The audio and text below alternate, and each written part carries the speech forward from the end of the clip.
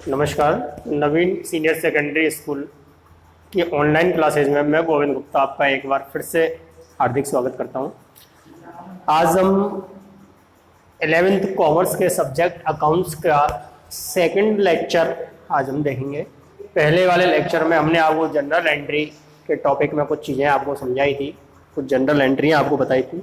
उसी क्रम को आगे बढ़ाते हुए, क्योंकि अकाउंट सब्जेक्ट में जो मुख्य रूप से आपकी टॉपिक है वो जनरल एंट्री का है। अगर जनरल एंट्री आप एक बार समझ जाते हैं, अच्छे से आपके समझ में आ जाती है, तो आपको आगे कहीं कोई समस्या नहीं आएगी। यानी कि बेसिक आपका जनरल एंट्री है। जनरल एंट्री एक बार आपकी क्लियर हो गई तो आप लास्ट तक कोई भी अकाउंट बनाएंगे, किसी भी तरह का कोई काम करेंगे, तो उसमें आपकी वो जनरल एंट्री आपके दिमाग में आएगी सबसे पहले, ठीक है ना। तो वो जनरल एंट्री ही आपके काम आती है, इसलिए हम जनरल एंट्री पे ही दूसरा लेक्चर भी अपना लेते हैं। और जनरल एंट्री के काम को आगे बढ़ाते हुए हम देखते हैं कि सबसे पहले जो हमारी अकाउंटिंग सिस्टम है वो डबल अकाउंटिंग सिस्टम पर आधारित है, दोहरा लेखा प्रणाली पर।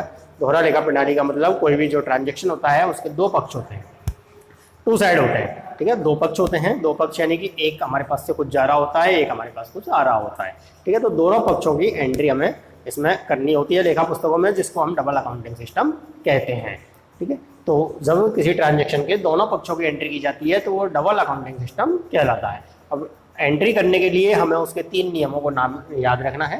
जनरल में लेखा करने के मुख्य रूप से 3 नियम हैं। सबसे पहले हम देखें कि डीआर, इसमें 2 पक्ष होते हैं, एक डीआर और एक सीआर। तो डीआर करना है और सीआर करना है। डीआर करने के लिए हमें देखना है व्यवसाय में क्या आ रहा है, जो आ रहा है उसे हम डीआर करना है। दूसरे नंबर पर देखना है पाने वाला कौन है, जो व्यक्ति प्राप्त कर रहा है वो, उसको डीआर करना है। और तीसरे नंबर पर देखना है हानि या खर्चा तो नहीं है, अगर हानि या खर्चा है तो उसे डीआर करना है। इसी प्रकार सीआर करने के लिए सबसे पहले हमें ये देखना है व्यवसाय से क्या जा रहा है, जो चीज़ व्यवसाय से जा रही है उसे हमें सीआर करना है। दूसरे नंबर पर देखना है देने वाला कौन है, जो व्यक्ति देने वाला है उसे सीआर करना है। और फिर तीसरे नंबर पर देखना है हमें लाभ या हानि तो नहीं है, अगर लाभ या आय है तो उसे हमें सीआर करना है। इसकी कुछ एंट्रियाँ देखेंगे हम। एंट्रियाँ अपन देखते हैं, जैसे पहली एंट्री हम अगर देखें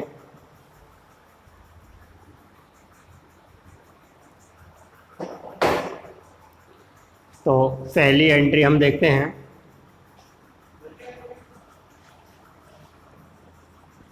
स्टेशनरी परचेज, रुपये 1000, यानी कि 1000 रुपये की स्टेशनरी खरीदी।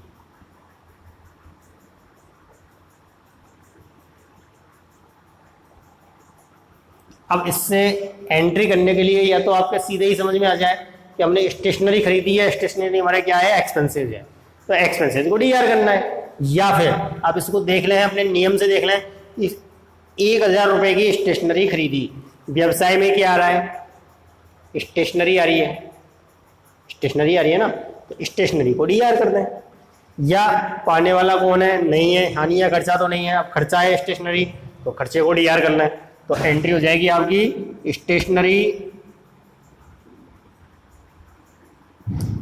Account DR to. अब सीआर करने के लिए हमें देखना है व्यवसाय से किया जा रहा है। अब आपने 1000 रुपये की स्टेशनरी खरीदी तो क्या गया आपके व्यवसाय से, एक स्टेशनरी तो आई और 1000 रुपये गए, 1000 रुपये गए यानी कि कैश गया, तो टू कैश अकाउंट। और अमाउंट कितना जाएगा, 1000, 1000 रुपये। ये हो गई आपकी एंट्री।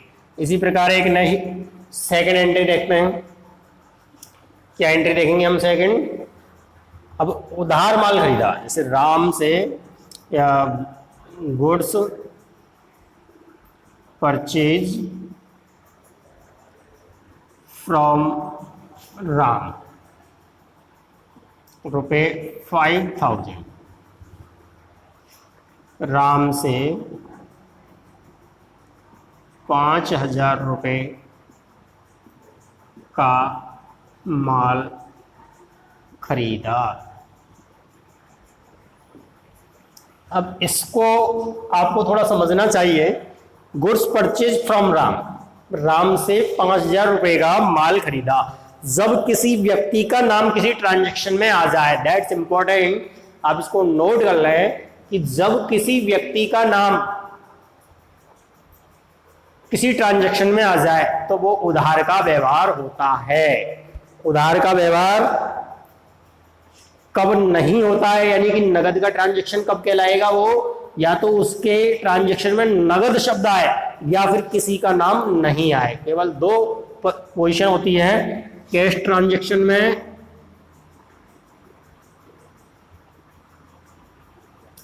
कैश ट्रांजैक्शन वो कब कहलाता है, जब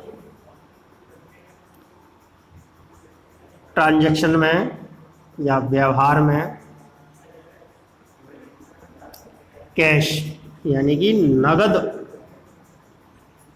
शब्द दिया हो। और दूसरी पोजीशन, जब किसी व्यक्ति का नाम नहीं दिया हो। जैसे अभी ये है गुड्स परचेज फ्रॉम राम, तो ये इसमें नाम दे रखा है राम से माल खरीदा। अब राम का नाम दे रखा है, इसका मतलब राम से हमने उधार खरीदा है।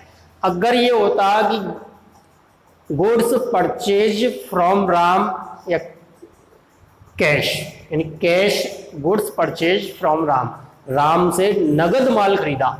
अगर नगद शब्द आपको मिल जाता कि राम से नगद माल खरीदा, तो उसमें नगद आ गया, नाम भी दे रखा है लेकिन उसमें नगद शब्द है, तो वो कौन सा ट्रांजैक्शन कहलाएगा, वो कैश का ट्रांजैक्शन, नगद का कहलाएगा। और अगर आपसे को केवल कह दिया कि राम से माल खरीदा या केवल आपसे कह दिया माल खरीदा, किसी का नाम नहीं दे रखा, ना नगद शब्द दे रखा है ना माल, भाई आपका एक ट्रांजैक्शन तो ये हो गया माल खरीदा, एक हो गया नगद माल खरीदा,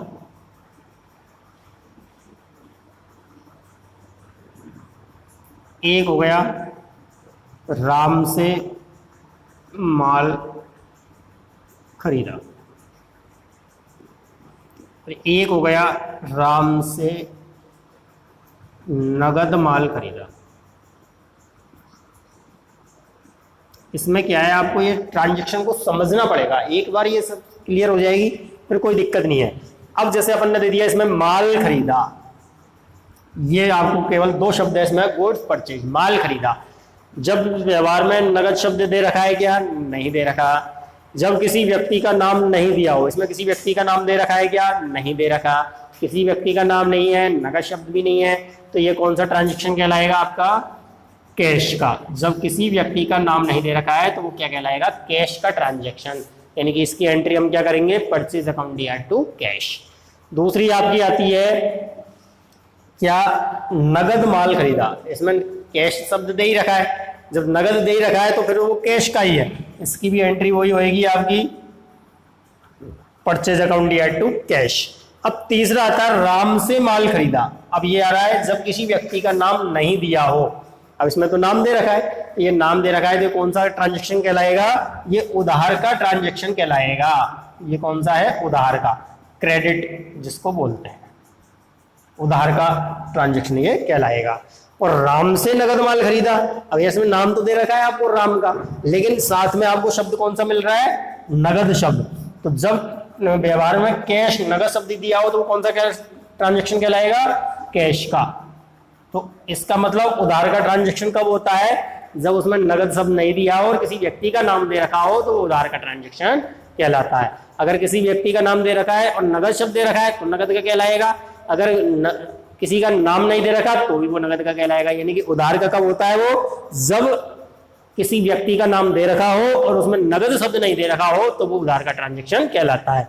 जैसे राम से 5,000 रुपए का माल खरीदा, अब जिसमें नाम भी दे रखा है और नगद शब्द नहीं दे रखा है तो वो कौन सा ट्रांजैक्शन कहलाएगा, आपका उधार का ट्रांजैक्शन कहलाएगा।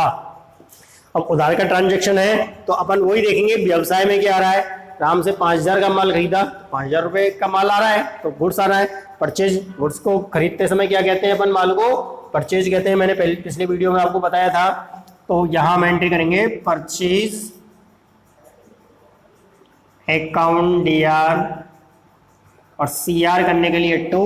अब देखेंगे व्यवसाय से किया जा रहा है अब राम से उधार माल खरीदा है तो कुछ गया क्या? नहीं गया, कुछ नहीं जा रहा।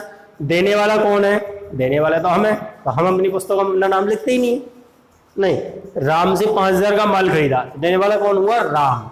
राम हुआ देने वाला, तो फिर राम का नाम आएगा यहाँ, तो टू राम्स अकाउंट, और राशि आपकी 5,000 रुपीज।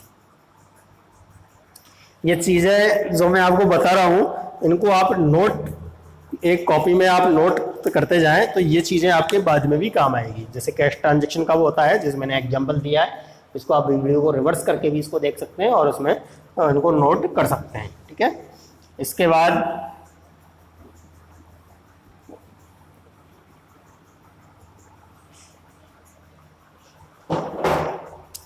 तीसरी एंट्री अगर हम देखते हैं, तीसरी एंट्री हम देखते हैं गुड्स सॉल्ड,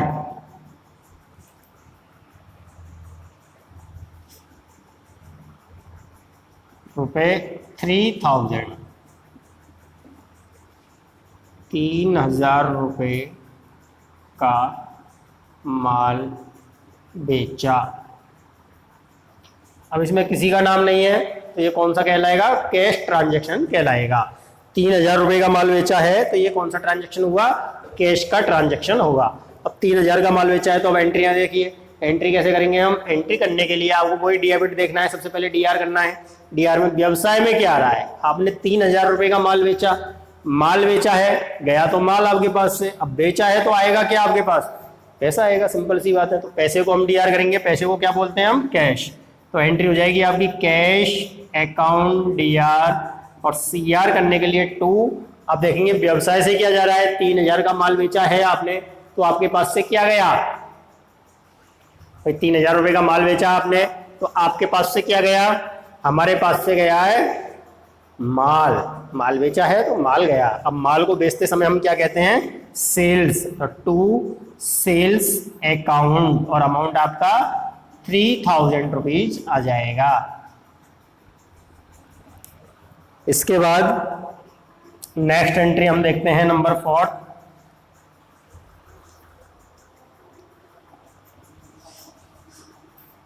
सुनीता को 5,000 रुपये वेतन के चुकाए।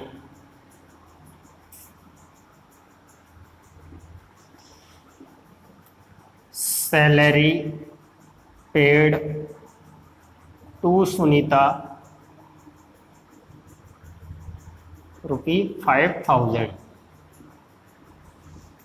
सुनीता को 5,000 रुपये वेतन के चुकाए। अब इसमें कई बार क्या होता है कि नाम दे दिया होता है, लेकिन अब इसको हमें थोड़ा सा इस तरह से समझना पड़ेगा कि आपको नाम तो दे रखा है सुनीता को 5,000 रुपये वेतन के चुकाए, लेकिन जो वेतन है वो हमारे बिजनेस के लिए क्या है? एक्सपेंसेस। तो जब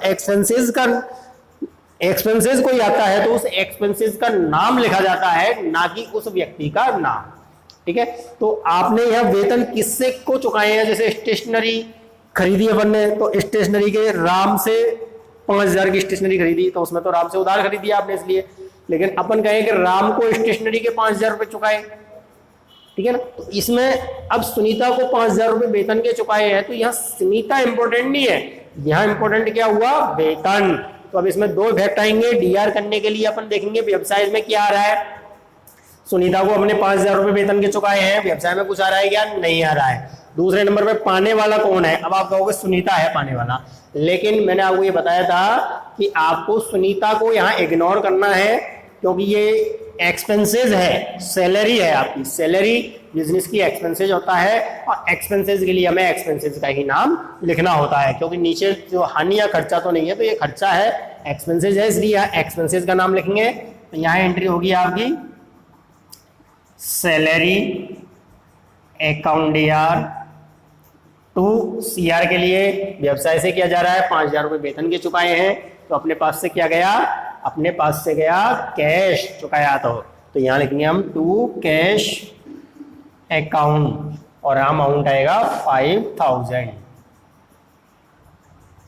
ये आपकी एंट्री हो जाती है। इसके बाद नंबर 5 एंट्री हम देखते हैं। इन एंट्रियों को आप एक बार दोबारा से इनको करने की कोशिश करें और इसी प्रकार की नाम राशि वगैरह चेंज करके आप दूसरी एंट्रियों को सॉल्व करें। अगर आपसे वो हो जाती है तो बहुत अच्छी इसकी बात है। नंबर 5 एंट्री हम देखें।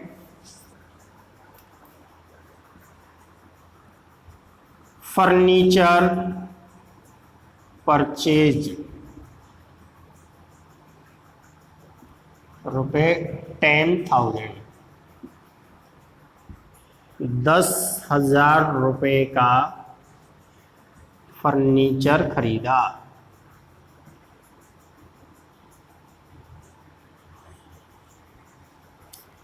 फर्नीचर परचेज रुपए 10,000, 10,000 रुपये का फर्नीचर आपने खरीदा है। एंट्री आपको करनी है, वही अपन को डीआर देखना है। फर्स्ट ऑफ ऑल व्यवसाय में क्या आ रहा है, फर्नीचर आपने खरीदा है तो आपके पास क्या है, आप फर्नीचर। फर्नीचर को हम डीआर करेंगे। फर्नीचर अकाउंट डीआर, और सीआर करने के लिए वही देखेंगे व्यवसाय से क्या जा रहा है, फर्नीचर खरीदा है, फ्री में तो आएगा नहीं, पैसे का आएगा। तो क्या गए आपके पास से, पैसे गए। ठीक है, तो पैसे के लिए हम सीआर करेंगे टू कैश अकाउंट, और अमाउंट आपका जाएगा 10,000। ठीक है, ये एंट्री आ गई। अब एक बार एक कई एंट्री आती है, 50,000 रुपए से व्यापार प्रारंभ किया। ये एंट्री आ जाती है कई बार। बिजनेस स्टार्ट किया है आपने 50,000 रुपए से, बिजनेस स्टार्टेड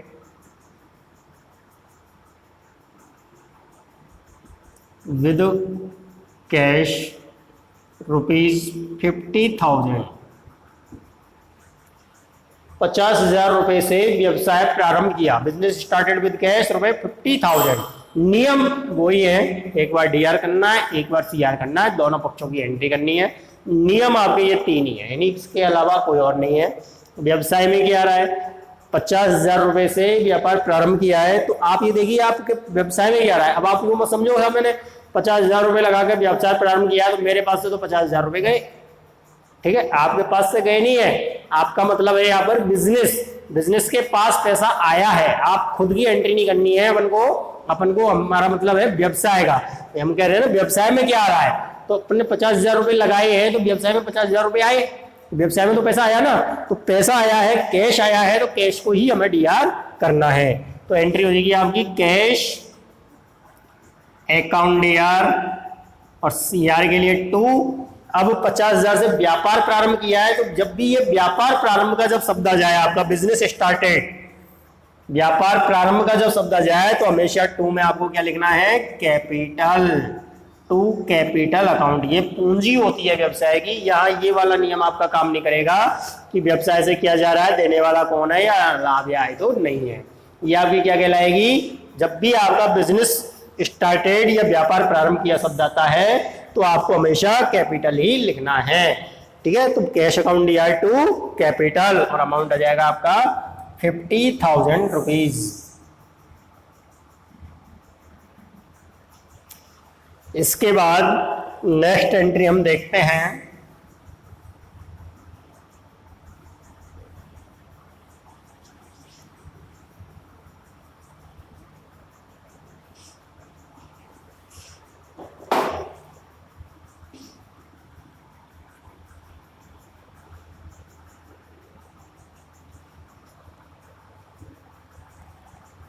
नेक्स्ट एंट्री अपन देखिए, टेलीफोन बिल के 500 रुपये चुकाए।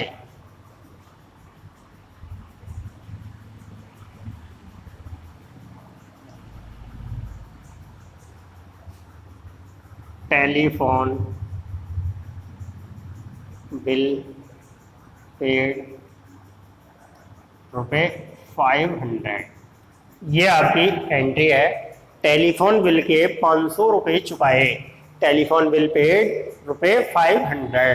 दैट्स, यहाँ हम देखें व्यवसाय में क्या आ रहा है, टेलीफोन बिल के पैसे चुकाए अपन ने, आपके पास कुछ आ रहा है क्या, नहीं आ रहा है, इसको छोड़ दीजिए। दूसरा देखें पाने वाला कौन है, टेलीफोन बिल के पैसे चुकाए हैं, कुछ पाने वाला कौन है इसमें, कोई पता नहीं कौन है, छोड़ दीजिए। तीसरे नंबर हानि या खर्चा तो नहीं है, खर्चा है, एक्सपेंसेज है, टेलीफोन का बिल चुकाया है हमने, तो टेलीफोन क्या है आपके लिए, टेलीफोन का जो बिल आता है खर्चा है, एक्सपेंसेज है, तो एक्सपेंसेज को हम डीआर करेंगे। तो किसे डीआर करना है हमें, एक्सपेंसेज को क्या करना है, डीआर। तो डीआर में क्या लिखेंगे हम, टेलीफोन बिल। तो टेलीफोन बिल का मतलब यहाँ लिखेंगे टेलीफोन एक्सपेंसेज अकाउंट डीआर। और 2 सीआर के लिए देखिए व्यवसाय से किया जा रहा है, टेलीफोन बिल के 500 रुपए चुकाए हैं, तो क्या गया आपके पास से, पैसे गए, कैश गया, तो कैश गया, तो यहाँ 2 कैश अकाउंट, अमाउंट 500। इसी प्रकार एक एंट्री आती है आपकी रेंट रिसीव्ड,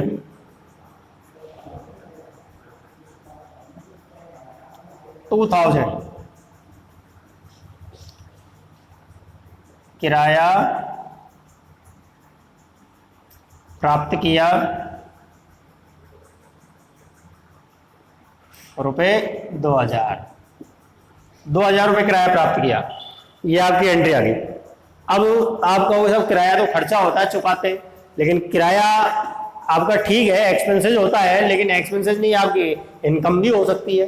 क्यों, मान लीजिए आपकी बिल्डिंग है, आपके पास बड़ी है, बिजनेस के पास, आपने उसको आधे तो अपने यूज में ले रखा है, आधा आपने रेंट में दे दिया, तो उससे किराया प्राप्त होगा। तो किराया कुछ मदें ऐसी हैं जो आपकी इनकम भी हो सकती है और एक्सपेंसेस भी हो सकती है। इनमें कौन कौन सी मदें आती हैं, मुख्य रूप से ये 3 मदें होती हैं जो आपकी एक्सपेंसेस और इनकम दोनों में ही आ जाती हैं, जिसमें एक तो है आपकी रेंट, एक है आपका इंटरेस्ट,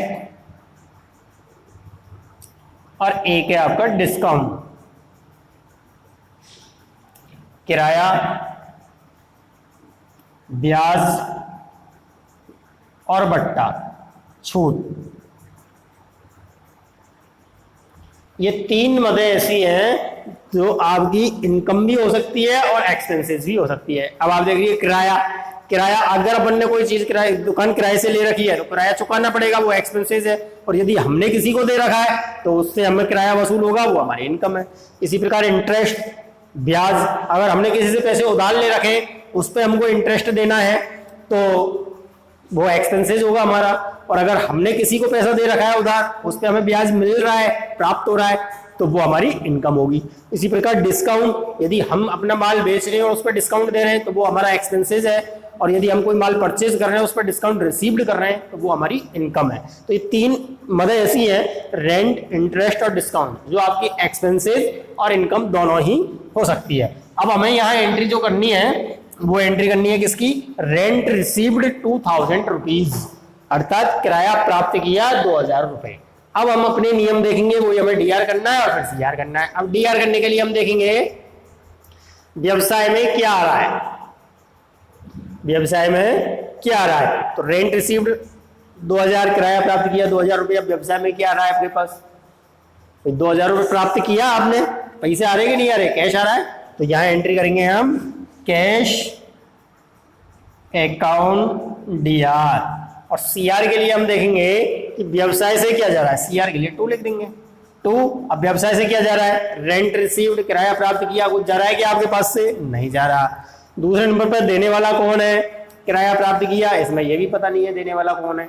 अब तीसरे नंबर पर लाभ या आय तो नहीं है, अब किराया प्राप्त किया तो ये इनकम है आपकी, इनकम है तो उस इनकम का नाम लिख देंगे। इनकम क्या है आपकी, रेंट रिसीव्ड, तो 2 रेंट अकाउंट। और यह अमाउंट आ जाएगा आपका 500 रुपीज, ठीक है। इसी प्रकार एक एंट्री आती है आपकी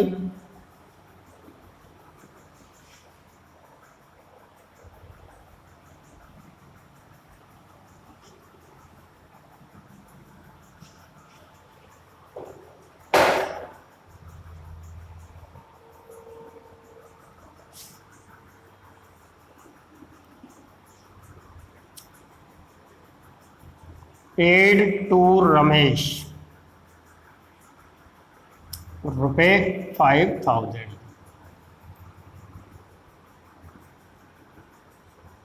रमेश को चुकाए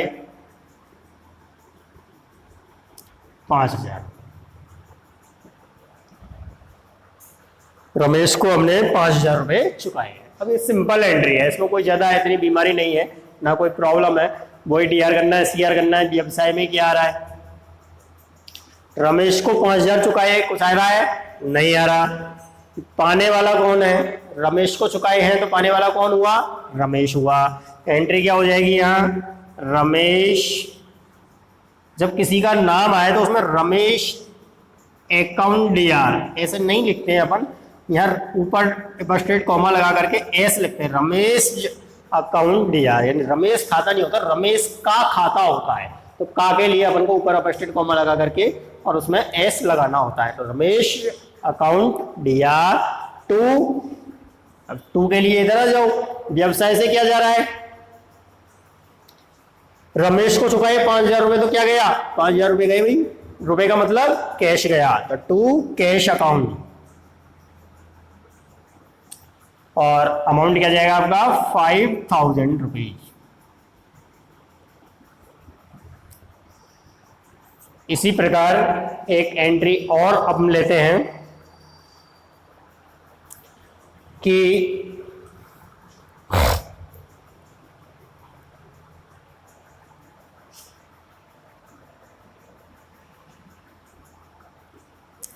₹50,000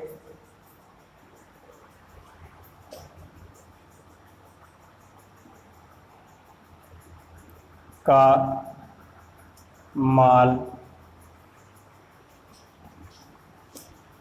सुरेश को बेचा।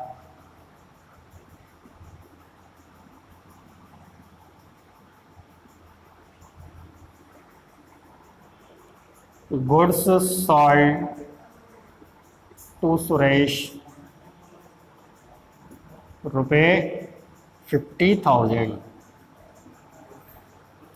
50,000 रुपए का माल सुरेश को बेचा। अब हमने सुरेश को माल बेचा है। सुरेश को माल बेचने का मतलब है कि ये नाम आ गया इसमें, तो ये ट्रांजैक्शन कैश का हुआ या क्रेडिट का हुआ, नगद का या उधार का, इस चीज को आप समझो।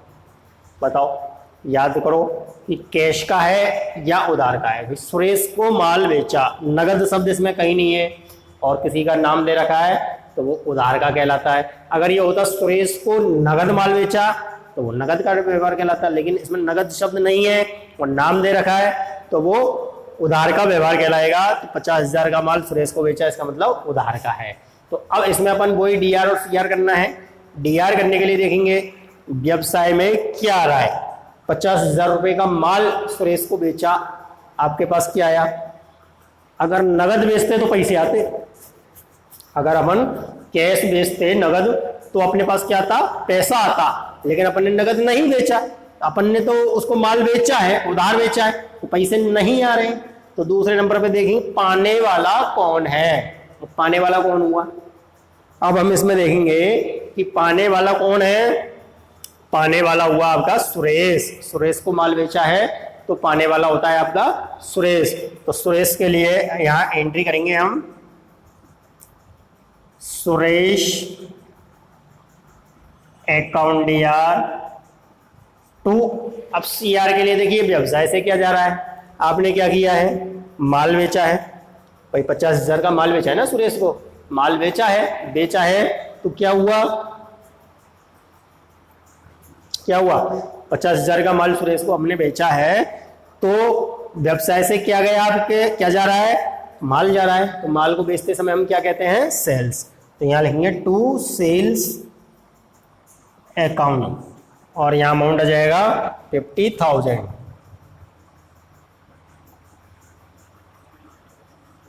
50,000 रुपए। इसके बाद एक एंट्री और हम देखें,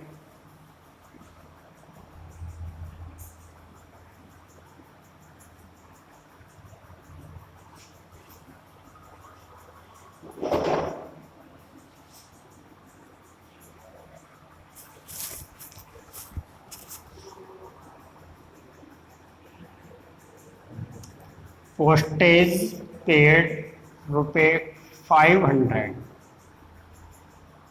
ना, पोस्टेज या डाक खर्च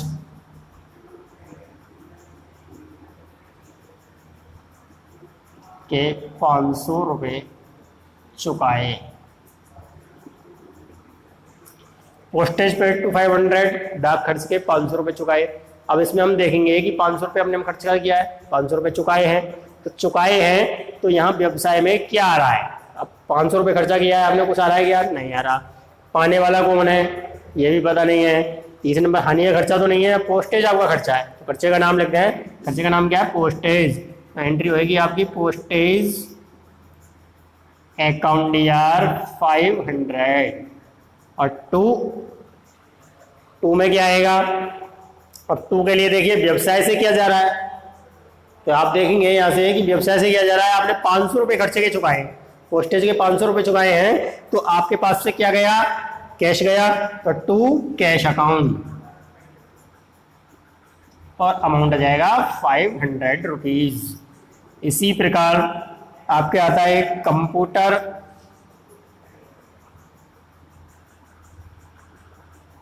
परचेज्ड ₹25,000, ₹25,000 का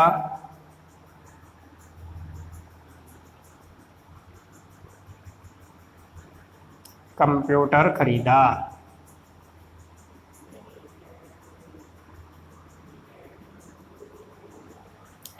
तो अब इसमें ₹25,000 का आपने कंप्यूटर परचेज किया है, तो वही चीज़ हमने देखनी है व्यवसाय में क्या आ रहा है। कंप्यूटर खरीदा, क्या आया? कंप्यूटर आया। तो यहाँ आप कंप्यूटर लिखेंगे, कंप्यूटर अकाउंट DR। कंप्यूटर क्या है? एक्चुअल में एसेट्स है आपकी, ठीक है ना, और एसेट्स का नाम आ जाता है। तो कंप्यूटर अकाउंट DR टू, अब आपके पास से गया क्या? कंप्यूटर परचेज किया, खरीदा है, तो अपने पास से क्या गया है? अपने पास से कैश गया, तो टू कैश अकाउंट। और अमाउंट क्या आएगा? 25,000।